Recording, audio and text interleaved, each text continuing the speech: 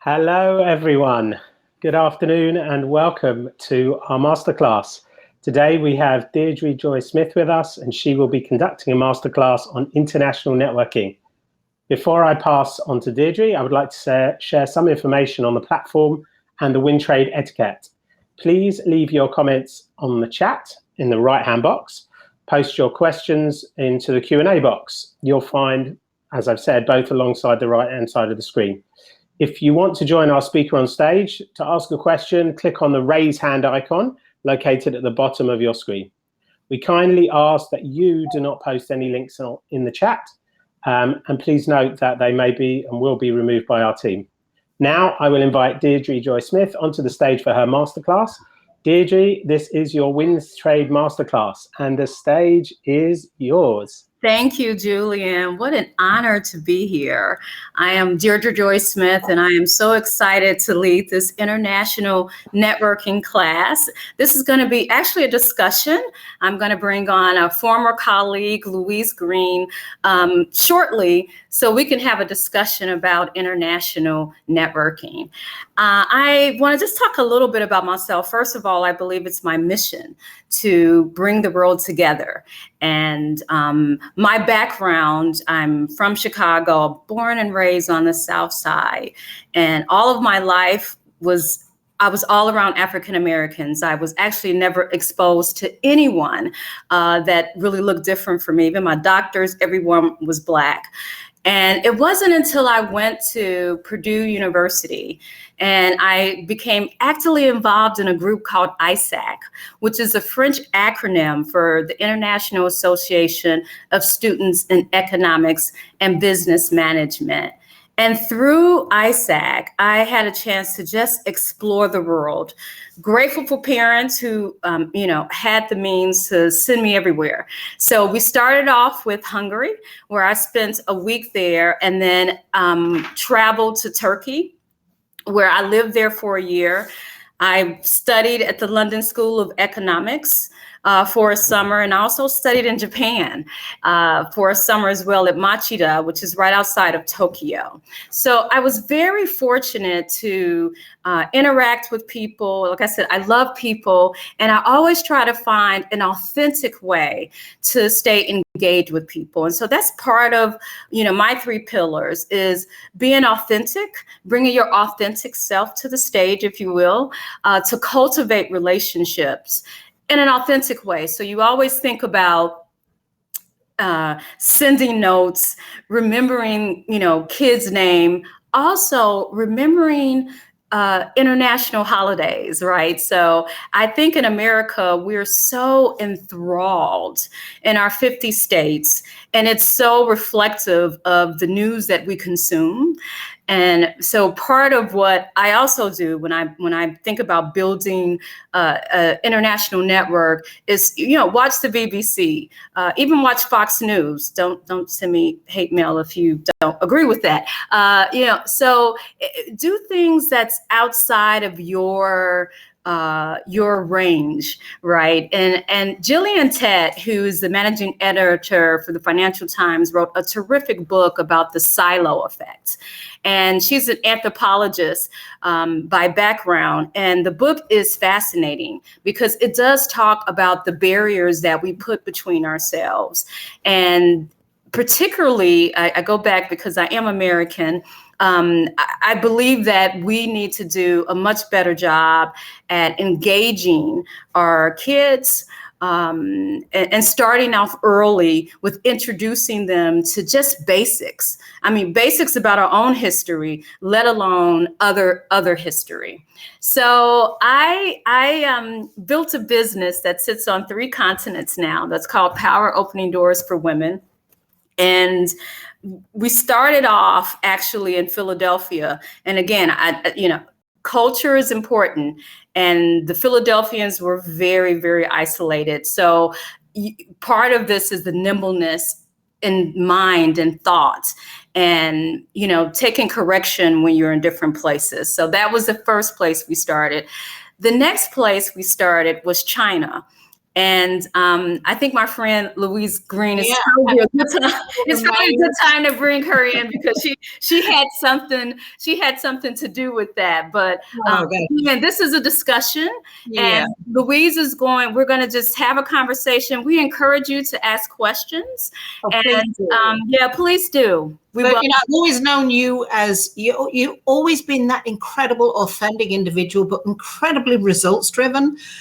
So what was it that drove you? You know, you've a seasoned background in traveling. You visited most European countries, but how did you get from Chicago and then getting the international presence?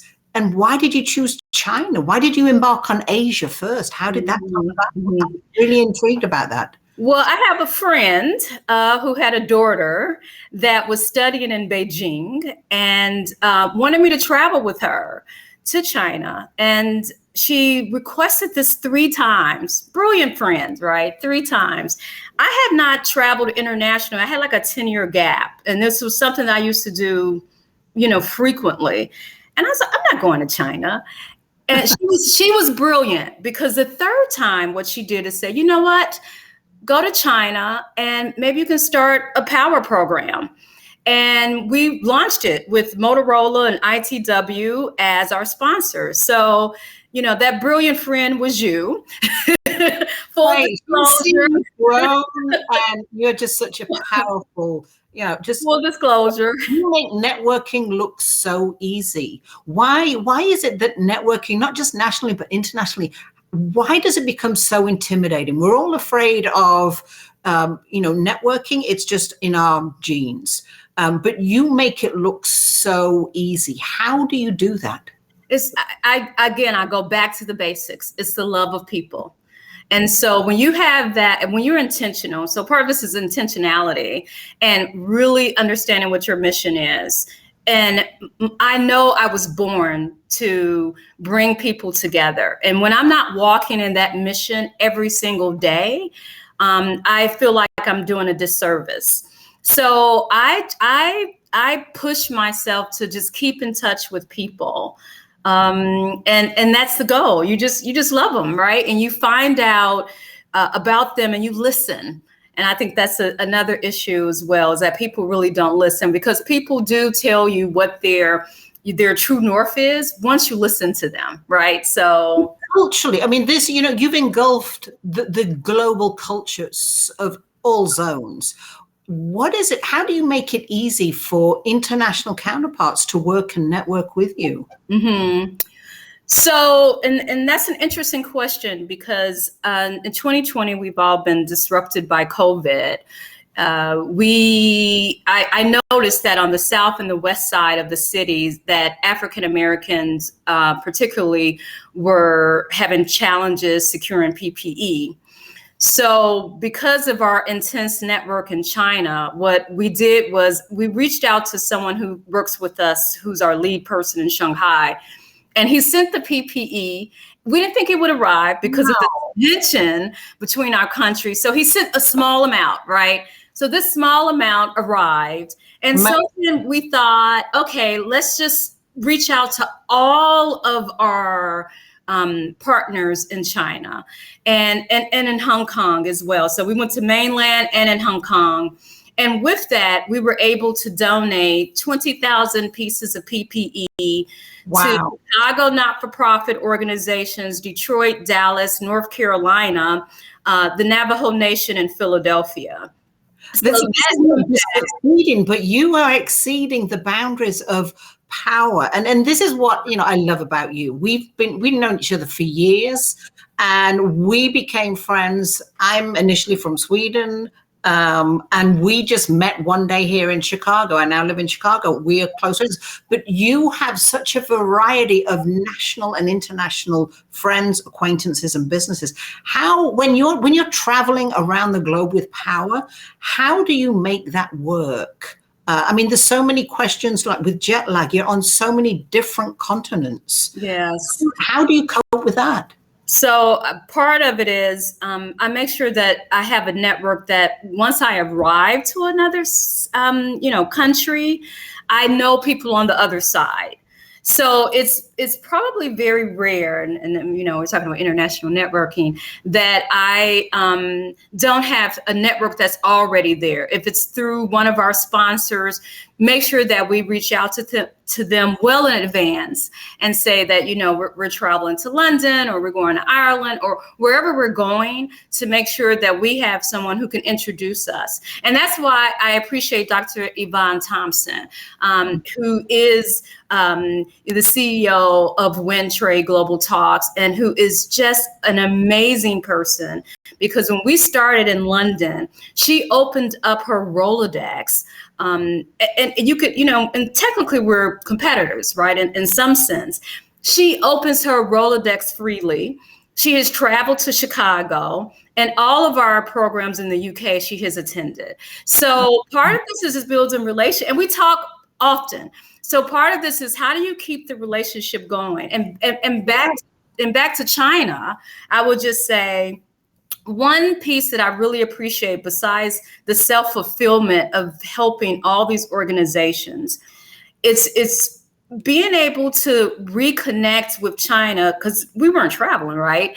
And with our sponsors in a way that has a really high impact. And it's important that you have high impact, and you go to your sponsors, not all the time for necessarily funding or for a program, but to have an impact in our global community. Oh, wow. We've got some incredible people from Istanbul, from all over the world. Yes. So this is so appropriate for right now. Yeah. We've just got a great question here. And it's how do I know what I don't know? And the individual put as an example, what if I make a mistake, say, being too familiar in my culture, say, as an American, which I'm not, but, how do you do that, say, early on in a panel? Any guidance for, the individuals asking those questions? So that's an interesting question. I always play, and America, don't send me hate notes, but I'll just say, give me this American moment. And that's what I do. I just say, give me this American moment. And people usually get a really good chuckle out of that. And it's great. So again, having the humility as well.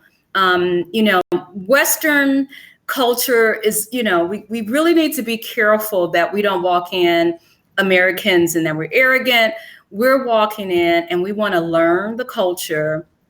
Every country that I've gone to, I run away from Americans. I want to learn about the culture, and the best way to do that is to really have friends who are from the actual country, right? And so, and listen to them and how they pronounce things, right? We just had this whole conversation. Isn't that important? My goodness. So there's this, everybody knows it's a Van Gogh, right?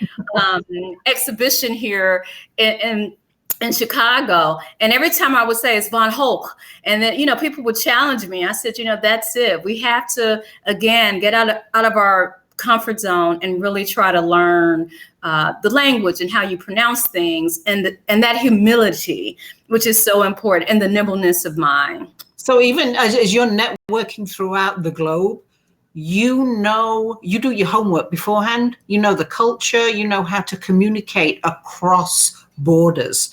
And how has that impacted networking and power, especially right now with the evolving pandemic that we're in? Mm-hmm. Well, fortunately, we have a huge international network. So a lot of the corporations that support us, the same with WinTrade, right, are global organizations. So if I am traveling to China, ITW, which is based here in Illinois, they do have a presence in China. Same with Motorola. Those are the two companies. I mentioned them because they were the ones who gave us our platform. Baker McKenzie, cannot forget them. They have an amazing network across the globe. So we leverage that, right? So we call our person who's our lead and say, we're going to this country. Can you help and make the introduction? And again, if you have high impact programs like this one is, people will support you. And then you build those relationships, which is so important. So on a global basis, corporations all around the world, you can network and then you just connect the dots to wherever you are in whichever continent, whichever country. Give me, because you've had such an incredible journey creating this global networking platform, give me one image wherever you've traveled in the world, whichever continent that has stuck with you still today, that is just so memorable. So I have two. One, Budapest. I mean, the Danube, and to see the Hungarian parliament at night is just absolutely stunning. I would say that. And then when I lived in Turkey, I was in Kayseri, which is in central Anatolia, and to go skiing there was also very incredible. So those are the two places that stand out. And there's no place like Shanghai, but that's a whole other story. Shanghai is just beautiful. Of all the continents, which one would you say is, we're all, wherever we live in the world, we're afraid of networking. It's that fear of rejection. But what have you learned throughout your travels when networking is more challenging, say, from one country to another between, different nationalities? That's an interesting question. I would say some of my biggest challenges when building power was actually here in the States, believe it or not. So I find that when I go to other countries, typically they are very receptive. They're curious. I'm American. I'm a Black American at that. So they're very, very curious about me and the organization. So some of my challenges have been inborn in this country. What would you say has been the most fulfilling initiative, for power, connecting the world together? What is it that's been most fulfilling for you? I definitely would go back to the PPE and bringing everyone together. And that's probably a link that we should share with everyone. I didn't think of we'll put it in the booth so everybody can in the booth. They can go. That's just so empowering that even in the situation we're in at the moment, power has helped the world. I mean, you got donations, you got help, and you helped other nationalities around the world. How do you, when you're traveling and you're communicating with people that are connected with power all over the world, how do you deal with different time zones? How do you make it easy for you to connect with all your counterparts and to work with them? Because we're all, people of the world, but you make it so easy. How do you do it? So two things. One, I missed a call several years ago. It was a Philadelphia call because I was off of the wrong time zone, and it taught me a lesson. It was with Roman House, which is now Dow Chemical, and it taught me. I had two markets that were actually on the East Coast, or East EDT, I guess I should say, and that's Detroit, and it was Philadelphia. So what I do is I have all of my clocks, everything is on Eastern Standard Time, although I live in Chicago, we're on Central Standard Time. So everything is on EDT. And so then I know London's 5 hours ahead, and then China's 12 ahead. It's very easy for me to remember that. And I also work in real time. So I will go to sleep pretty early for probably most people, so that I'm up in the middle of the night, morning, if you will. So I try to get up around 3 or 4 o'clock so that I can interface with colleagues in London and also be able to interact with our sponsors and friends in China while they're still there. So I think that's important as well, again, to respect people's time zones. Oh, that's amazing. I mean, you're just taking network to a whole nother level of networking, internationally, globally, around the world, different time zones. That is just amazing. What is the key value when you are, between different cultures with networking? Because we're all different wherever we are. Where is that barrier when we're stepping on toes, and how to network with, say, America to Asia to Europe? Right. So again, I go back, I stay away from Americans when I am not in America. So I try to blend in as much as possible. It's pretty comical, but I do. And again, just those nuances. And part of it is just watching, listening, and having that intellectual curiosity about other cultures. And you just walk that fine line. So you'd never make an assumption from one culture to another and the differences? I try not to. I try not to. So I won't say that I've always been that way, right? So, we've been on the global stage for quite some time, right? So this is great experience you can share with us where, oh, wow, that was a good lesson learned, because we're all learning as we move along through networking, and there's a lot of challenges. Have you ever faced a cultural challenge as networking internationally where you found, boy, that was a good lesson? Right. That was a good lesson. That's a good question, Louise. And I just can't think of anything right now. And I'm not saying that I have it all down pat. I don't. I'm sure that I have along the way probably have been offensive. Oh, we're knowing you as long as I have never seen you. Whenever you're faced with a challenge, you just face it head on and you just make it look so simple. So how, like there was a question earlier, how do I know what I don't know? How do we get over those initial barriers to network and then take it from a national to an international if we're in major corporations? Right. So again, that is our audience. Yeah, no. So that is building those deep networks where someone can introduce you. It's just like, so for power, we always talk about what's the difference between a mentor and a sponsor, right? So in this case, you need a sponsor, someone who will advocate for you. So if there's someone who is sitting in Philadelphia or Detroit, and I'll give a good example, General Motors they were very, very instrumental with us also in China. But we knew the Detroit people who said that, look, this program has been here for 6 years. It has an impact for our up and coming high potential women. And we believe that this will be a great value in Shanghai. And we're willing to back this program. So that's part of it, is having those connections and having people that will speak for you. But they won't do that, again, if you have to do the work. And that's the important part. And it goes back to just remembering basic thing. Mother's Day is different in the UK than it is in the US. The day is different. So you have to remember that, right? You can't just make assumptions that everyone's Mother's Day is the same as ours. Father's Day seems to be pretty global. So reach out to all of your contacts, not just your contacts in the country that you live in. Oh, that's a great, but I mean, network it's work. So it just do your homework, and it's a hard skill. So right. The more you practice it, the better you'll get. And absolutely, just seeing you network over the years, the events that we've been to, you make it so simple. Right. You do your homework. You know your audience. You know the key individuals that you need to connect with.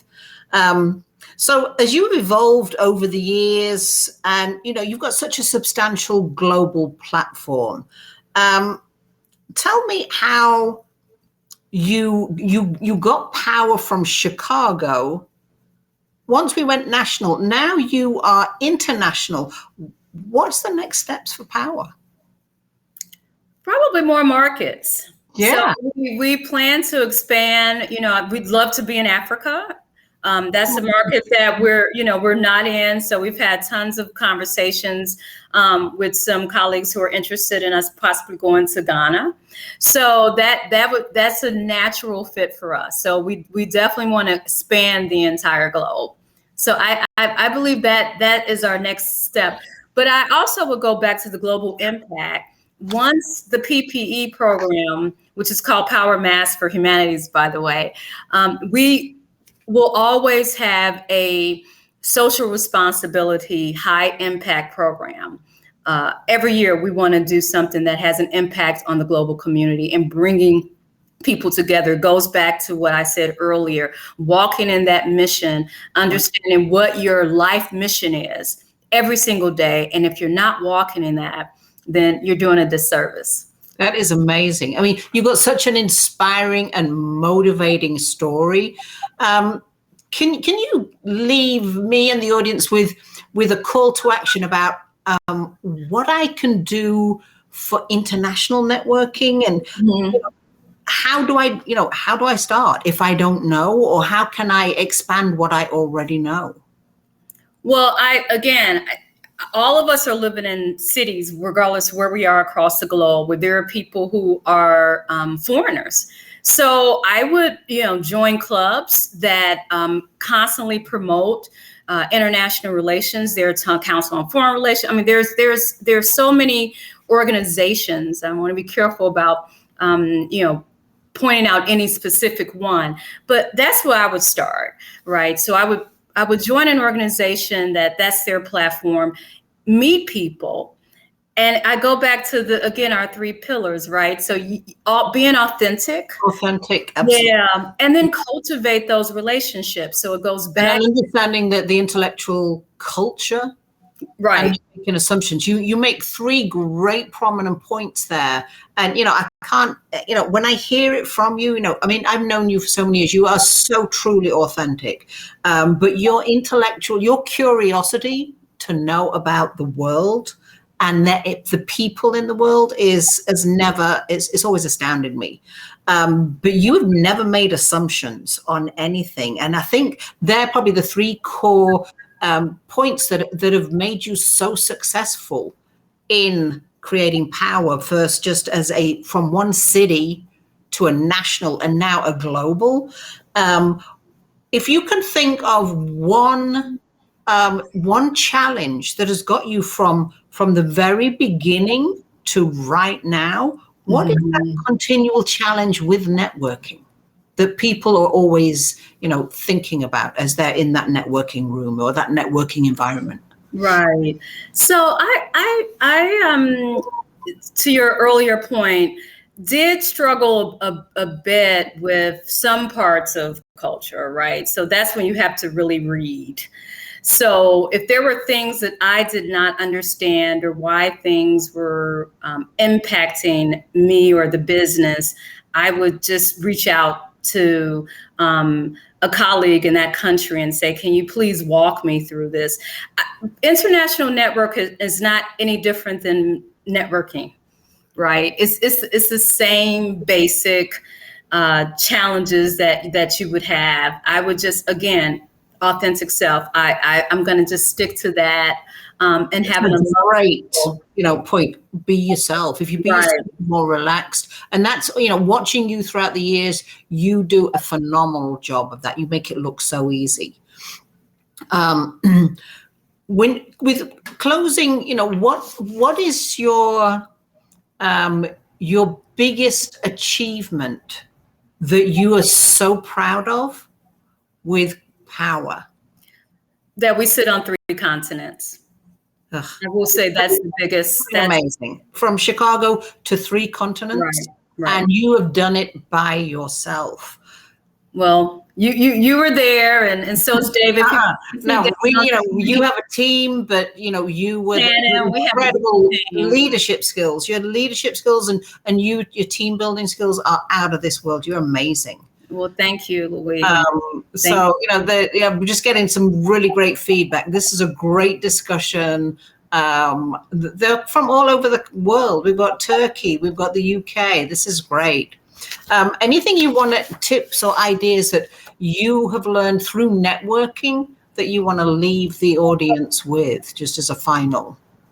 So I'm going to go back, and I know I'm at this point probably sounding very repetitive. Be authentic, send notes to people. I write handwritten notes and I scribble, but people really appreciate notes, flowers. Just stay engaged with people constantly. They always will remember that in an authentic way. And that's just my basic, and that's international networking, that's my basic. But that is proven you do that all the time, and it's proven to be a success for you. And it has worked internationally on a global basis. So, hey, the 4 keys, be authentic, know your, do your homework, whichever, if it's local, national, international, but be intellectually curious. Absolutely. Culture, because even in the States, I've learned that there's different cultures from East, West Coast. Exactly. But you do the phenomenal job that you never make assumptions of another language or something that is different. Look, when we started off in Philadelphia, the culture is so different from being in the Midwest that they are just, they're very distant. They don't think they are, but they are. Right. And so it takes you some time. And once they warm up to you, it's great, but they are not like Midwesterners. We go around smiling hello, and they're very, very, it's the East Coast. They're very, very different. Right. So you can't go to Mississippi, to Philadelphia, or any place and have that assumption even within the States. So you have to consider that when you're in Switzerland, it's going to be very different from another country. Right. And how they interact. And again, that intellectual curiosity. I do want to highlight silos again, and it's so important. And again, I love Jillian Tett's book about silos and breaking them down. And while she focuses mostly on the corporate angle, it's what we do when we travel or when we interact with each other. If everyone around you looks like you, reading the same thing that you're reading, doing the same thing that you're doing, again, you're in this own world, and there's a whole other, parallel universe. When we started in China, I couldn't believe people didn't even know what WeChat was. So I had to educate Americans about people knew WhatsApp for the most part. They had no idea. WeChat is like this major platform, and that's how Chinese communicate. So, it's absolutely incredible what we don't know. And that goes back to your question. And you have to interact. And again, my advisor, the first time I visited China, was probably the second, because you were the first, she did that. She said, you have to have WeChat. So I've had it for years. And that's how I communicate with our Chinese colleagues. That is just incredible, with the different cultures of what you can bring back here and teach your peers and colleagues here and individuals that exactly the world is such a small place. Yeah, exactly. Network together, communicate, and through your key success is always the be authentic. Have intellectual culture. If you are culturally educated, it's the major step to being successful. And then again, as you say, never make those assumptions that, people, we're so easy to do when we're, in a networking event. We can make easy assumptions and perceptions, but take into consideration the language, the culture. We're all very different, but at the end of the day, we're pretty much the same. And when in Rome, as we say, right? So that goes to everything. Don't default to what you would do if you were in America. So really push very hard on yourself to learn the native culture, and that's important. That's a great piece of advice. These are all things that we know, right? So this is not anything. It was just a matter of emphasizing them more, right, and practicing them. But again, it goes back to the love of people, and if you care about people, you will you'll find a way to engage with them on an authentic level, and you'll respect them as a person. That is key. I mean, you said it in a nutshell that, engaging, if you be friendly, like you say. What has been, any memories of really fun cultural differences that really surprised you as you've traveled the globe, presenting your program, but also networking with other professionals in different cultures? Anything that sticks out as, oh boy, I was not expecting that.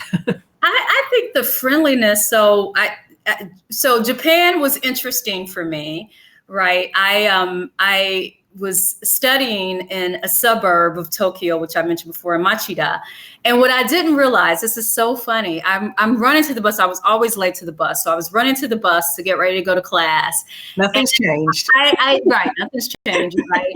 And and I turned around and I saw these kids watching me. And so apparently every single day they were interested. So they would watch me literally run to the bus.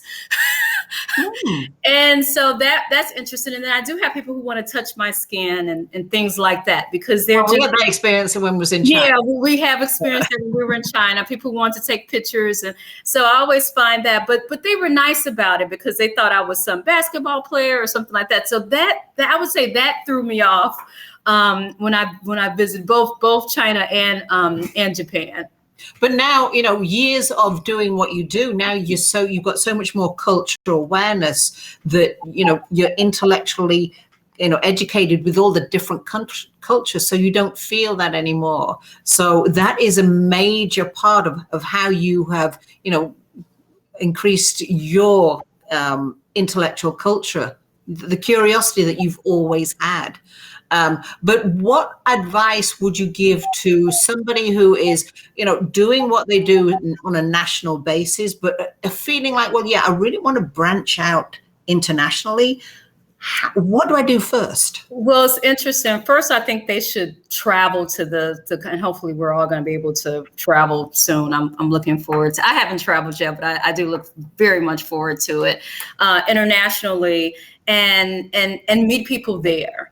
So that we did not start in any country that we did not travel to first to see if we were viable, right? So that's part. You took that step, when just traveled into the country, got to know the feeling of the country, the culture before. Yeah. Okay. Absolutely. Anything specific that you decided on the country? This is where I want to market and brand power. You got there. What is it that made you make that final decision that, hey, this is the right place to market power. This is the right place to present power. Right. So if the market accepted us, so part of it was if we had major sponsors who said, we think this is viable, we want to host the program. Obviously, I had to be very, very careful, particularly with the UK and the US. I was very focused on making sure that we weren't Americanizing our programs. So always tried to make sure that we picked speakers that were reflective of the culture, because I find that a lot of people don't. So our first program, I think we didn't balance it out. So that goes back to what was the mistake. And I would say our first London program, we did get some feedback that they thought it was very American, and that stood with me for years. So I'm very, very particular, and our team works hard to make sure that we have speakers that's reflective of the culture. So, yeah, that goes back to, one of your main keys there of intellectual curiosity about culture, knowing the culture. And, if need be, like in the situation there, you adjusted and succeeded. Well, you just said something that's interesting. And I think part of it, people need to accept feedback. Constructive feedback is very good, particularly when you're in another country, right? So, and again, I'm hypersensitive about Americanizing any place that I go. I don't want them to believe that we're coming into Bigfoot. We really want to learn, and we want to enhance the community, not export our American values across the globe. That's not what we're trying to do. But that has always been a phenomenal asset for you, how power has grown. You have always accepted and acknowledged feedback and used it in a positive way to make power, what it is today, from, starting it in Chicago many, many years ago to now a global platform. So this, I'm just amazed to know you, be your friend, and how you influence and make women connect around the world. It is such a privilege to know you. It's a privilege to know you. And it is because of you, Louise. Remember, I had not traveled internationally in 10 years. And it was because you were brilliant and said, you can start power in China. And that's what got me enthusiastic about. Because you're brilliant, and we started internationally. So this is probably becoming it's so empowering that, us as women, that we support each other and network. Very important that we do that. You start, with your friend, and Deirdre's my friend, and I love her to pieces. And I'm so proud of what she's done over, as long as I've known her. She is an incredible professional. She's taken power to a whole nother level, from Chicago to a global platform. Thank you, my friend. Thank you, my friend. Thank you. Thank you. Thank you, everybody, for joining us. Thank you. Everyone. And I want to thank Yvonne. I know we have to move on, but I definitely want to thank Dr. Yvonne Thompson, the Wind Trade Group, which has just been phenomenal. Delia, who's in Istanbul, who had to deal with so many, global logistics, and then to our team. So Louise, obviously, who you've met, David, who's sitting right across from me, and Tana, Directed Advertising, who does all of our collateral. So thank you. Thanks for this opportunity. Thank you both for that session. Thank you. That was really fascinating. And yeah, I enjoyed it. So thank you very much. Thank you, Julian. The final session is closing remarks with Dr. Yvonne. So we're going to shut this session any second now. And if you want to find out more about Deirdre, you can go to the booth and download her details there. Many people call me Joy, so you're good. Okay, good. So thank you all for coming. She is a joy. She really is a joy. She was, yeah. Thank you all. Thank you very much. Thanks. Thank you. Jeremy. Thank you. Thank you. Thanks, love. Bye-bye. Bye-bye. Bye.